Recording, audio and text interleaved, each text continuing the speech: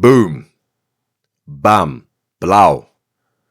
These are the games that we were looking forward to, and they did not disappoint. They delivered on every single front imaginable. 2-1 to Norway against Ivory Coast and 3-0 to France against Sweden. Some called it, some didn't. Some expected Norway to go out. Some expected a surprise from France. There were no surprises. We're going to get into that. We're going to break down the games. We're going to talk about a couple of performances, a couple of lackluster performances, a couple of people whose price tags were at the valuation of 150 million euros, not living up to those expectations. But getting into the game, getting into the Ivory Coast versus Norway game, we thought it would be a 50-50 battle in terms of the physicality of Ivory Coast, in terms of the pace and power that we have seen throughout this tournament from the team.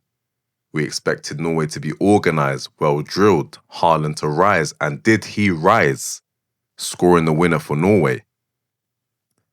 But getting into the game, in terms of, the early play, we saw two teams that were respectable to each other. They respected each other a bit too much for my liking. It was as if to say, they said, you know what? You have the ball. No, you have the ball. No, you have the ball. No, it was too polite for my liking. As the game went on, we saw that respect go out of the window. We saw possession tilts and the likes, saw the stats coming up, and you just sort of asked yourself, right, who's going to rise and who is going to deliver on the big stage and show everybody who's come to watch what they came to see? As you know, Jan Diamande, the young talent, hyped winger, somebody that everybody is talking about.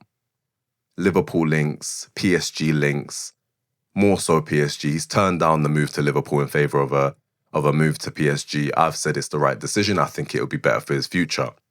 However, I do not in any way, shape or form think that Jan Diamande is a 150 million euro winger at all.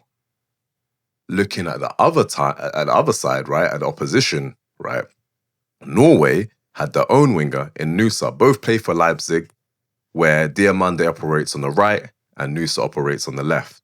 But Jan Diamande prefers the left-hand side, but in order to accommodate, you see Nusa deployed there. One answered the call-in. I even tweeted as the game was going on. I said, are we looking at the wrong winger? Should we be looking at Nusa? Should Nusa have the 150 million euro price tag? He said yes, and in plenty. He really did. Took his goal wonderfully. Cheeky little bit of skill to cut on the inside, get on his strong foot, bend it top bins. Beautiful finish. Superb, of the highest standard and quality. A shadow of what Jan Diamande offered on the pitch. Loose touches, decision-making was poor. I guess a few times his teammates should have gotten on the end of some of the deliveries he had, but a workman can't blame his tools, as we all know. And you said to yourself, right, Norway are 1-0 up through the brilliance of Nusa. Do Ivory Coast look like they want to win? Do they look like they want to get back into the game? The answer for me, and for a lot of people watching, was yes, but they just weren't going about it the right way. They weren't really pressing on all fronts. They weren't really going at it until an Amad Diallo arrived. Amad Diallo is a funny story because in his early years, I say that as if he's in his late 20s, but, he's in his early 20s, 23, 24 years old.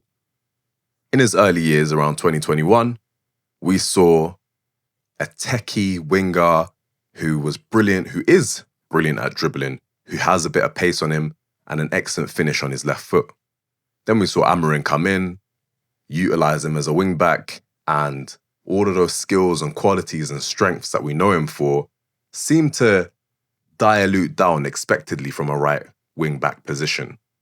So we weren't really there at the forefront of our minds remembering what exact skill this boy can bring. And boy, oh boy, did he bring it. Takes it on his left, to the right, to the left, little shimmy, buries it. buries it. And you think to yourself, are we in for another extra time thriller? Are we in for a game that's going to run over time and go into the late minutes, maybe even penalties, right? Is the same thinking and the same approach, outlook going to happen, which we had at the beginning of the game, where they're respecting each other too much and they're looking to not play ball in some regards? No. Bring in Erling Braut Haaland.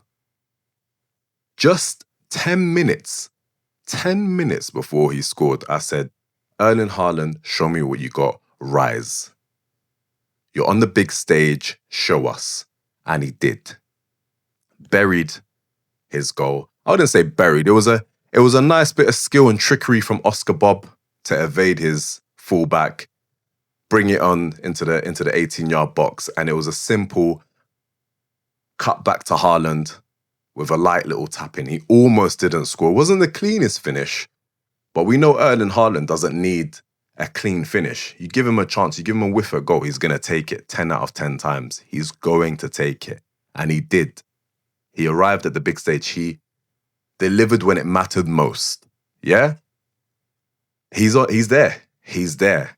He is now on 5 goals in this tournament. And it's his first World Cup appearance, or his first tournament, which he's participating in, and he's the 3rd top scorer. This Golden Boot race is going absolutely insane. We're in for a thrill because we've got Mbappe on 6, who I'm going to touch on later in terms of the game against Sweden. We've got Messi on 6, we've got Haaland on 5. And we've just reached round of 32. Granted, there are more games, therefore more opportunities to get more goals, but still, it's looking very, very, very tasty. Very tasty indeed. So Norway are through to the round of 16. This is their first participation in the World Cup, I think I heard something like 70s or the 80s, but they're through. You saw the team doing their traditional row, the saw Erling Haaland taking it all in, and it's nice to see. It's nice to see. By no way are they underdogs, by the way, against Ivory Coast anyway. I never put them as underdogs. I could see them giving a good game. They got individual quality there. Haaland, Odegaard, Nusa. There's quality there to carry them through, especially against the likes of Ivory Coast, who, pound for pound, it's not really a David Goliath situation. So best of luck to them. You know, they're labelled as one of the dark horses, and it looks like they're holding true to their name. I don't know how far they can go. Who knows? I don't even think Haaland's firing on all cylinders, to be honest with you. I think he's still got a lot left in the tank. Going into the France-Sweden game. Realistically, could you have seen any other outcome? Did you see any other possibility? Did Doctor Strange, in the 14,800,000 and whatever it was scenario, did you see Sweden getting a win? Probably not. And lo and behold, it came true. An absolute trouncing, battered. France battered Sweden. In the first 15 minutes, right, first third of the first half, as one of the commentators put it, Graham Potter would probably be the happier manager. Kept them at bay, was organised out of possession in a 4-4-2, wasn't pressing too hard, sat in their positions, didn't allow France to break in behind as much as others expected from the get-go, from the beginning of the game. But there's always the worry and the concern that can you keep up such concentration for a prolonged amount of time? Physically and mentally, it's demanding. We got the answer that Sweden lacked the discipline. And if you were looking at the scoreline and not seeing the stats and the possession, you know, all of the likes, right? You would have thought France dominated from minute 0 to minute 90. It was not the case. They being Sweden, they had good outlets. You could see there was some bright moments and sparks from the counter-attack and having Gyökeres lean up against Saliba, hold up play, trying to release Isak, trying to release Elanga. Hey, listen, you know Elanga? Pace. This guy has bags of pace. Like, I knew he was quick, but the amount of times I would see him chasing a ball that I did not expect him to get. Be like, excuse me? This guy's rapid. This guy he's quick. Him and Barcola were going speed for speed. Mad. But I felt as if Sweden didn't capitalize on that outlet. There were bright moments or some technically bright moments from Bergvall and Ayari, but aside from that, it's as if they dwindled, and you thought to yourself, okay, these first 15, 20 minutes, they're going to rise to the occasion and they are going to go toe-to-toe for France. Like, there's not going to be a sort of we respect you bow kind of thing. I thought Graham Potter might have gotten it right. But we know my history of Graham Potter. So I'm not really expecting much from him. But France didn't just win. They turned on the gear. It took a bit of time. It took a little bit of time. Obviously, Mbappe got his first goal just before the first half finished. Brilliant bit of trickery, individual quality and skill to do a step over, evade Gyökeres' tackle and just lash it. Just cool finish past the keeper. You have to ask yourself, could Gyökeres have done a better job? But it's not his job to tackle Mbappe in the boxes. That's not his job. His job's to score goals. His job's to hold up the play. His job isn't there to intercept or to tackle or to stop an attack from France. So should he have been in that position? Absolutely not. Could Ayari have blocked the shot? Maybe. Should he have stepped? Sure. But Mbappe's too quick in everything he does. From carrying the ball, sprinting on a counter, his finishes, his touch, his step overs, everything about this guy is athletic, insanely athletic. Second half comes in, and I don't know what it was. It's as if the halftime team talk was at their detriment more than their benefit. Because after the halftime, I'm not gonna lie to you, I had to quickly go and sort something out. But every time I was looking up at the screen from minute 45 to minute 60, I just kept seeing France have the ball. Wave after wave after wave of attack. And you would ask yourself, Sweden, what's going on? What's happening here exactly? Do you not wish to explore those same outlets that you did in the first 15, 20 minutes of the first half? Do you not wish to prioritize and to allow yourself to capitalize on those threats? The answer is no. It's as if all tactics were out the window. They started pressing. They pressed way too high. I don't know why the line came. I don't know why the back line decided to push it further up to allow Mbappe to get in behind on multiple occasions. There was one goal that he scored that was offside, rightly so offside, but the warning signs were there. The warning signs were there for Sweden, and they didn't take heed. Barcola I'm going to say it now, he's going to be the best left wing in the world, if not one of the best left wing in the world, if the boy can just stay consistent in his finishing. If he can stay consistent in his finishing, he's going to be a world beater. I'm gunning for my team to sign him. I'm not sure where he'd play in a Xabi Alonso system, but I think he's brilliant, as do many who watch him play. But he takes it on his right foot, switches it to the left, clean finish, bang, past the keeper. 2-0 France. And at that point, again, you've had okay, fine. The first goal was a corner.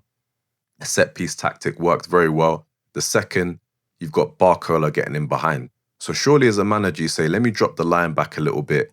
Let me prevent this from happening. But no, I don't know if they were going for offside traps. I don't know if they were going for whatever they were going for, but it clearly didn't work. Because Mbappe got in behind again and basically put the game to bed, deaded it. Again, another cool finish from him, 3-0 to France. and the game was done. At that point, I think they were just playing for fun. I think France were playing for fun, toying with their food, with their technical brilliance and their individual brilliance, especially with the likes of Elise in the 10. He was picking passes for days, picking passes, taking on his left, slot it in, taking on his left, slot it in, finding a pass, finding a player, through and behind. That's as dangerous as it's gonna get, at least when he's feeling himself in the 10. And looking at Sweden, you sort of say to yourself, well, what the hell are you lot playing for? But I guess there's a sense of pride and a sense of self-respect that you have to just carry out the game.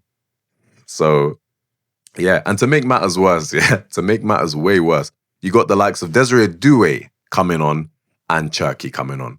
And someone in my group chat mentioned, like, oh, if the midfield gets injured, Kone and Kante can come on. What? The depth is mad. The individual brilliance, the strength, the ability for every single player within the front line. Elise, Dembele, Mbappe, Barcola, Doué, Cherki. I hate listing off the names. It makes me sick because it's just not fair. Even Mateta was about to join in on the fun. He had like 2 chances. One, Barcola should have squared it to him, and he should have, if he did square it to him, I think he would have buried that to make it 4-0. And the second wasn't really a clear-cut chance, but he did fluff his lines. It's scary. They have options. They have so many options. You want to have a fluid, electric, mercurial attack to go in and behind and take advantage of defenders stepping up, you can do that. You want to have a big, tall spearhead in Mateta, you can do that. And then you got Saliba and Upamecano to sort of clean up there, and Koundé.